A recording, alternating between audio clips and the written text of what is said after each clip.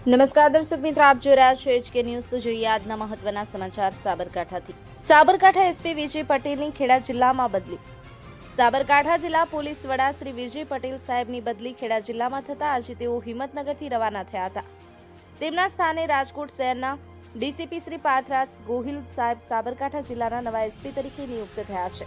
શ્રી વિજય પટેલ સાહેબે 31 જુલાઈ 2023ના રોજ પાટણ જિલ્લામાંથી બદલી થઈ સાબરકાંઠામાં હાજરી આપી હતી।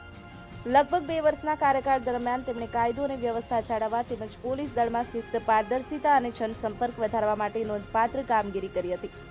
તેમની વિદાય પ્રસંગે જિલ્લા પોલીસ કચેરી ખાતે ભાવુક માહોલ સર્જાયો હતો। ડીવાયએસપી, પીઆઈ, પીએસઆઈ સહિત પોલીસ સ્ટાફના તમામ કર્મચારીઓએ કચેરીની દ્વારથી હેડક્વાર્ટર સુધી ઊભા રહી ગુલાબની પાંખડીઓ વરસાવી લાગણીસભર વિદાય આપી હતી।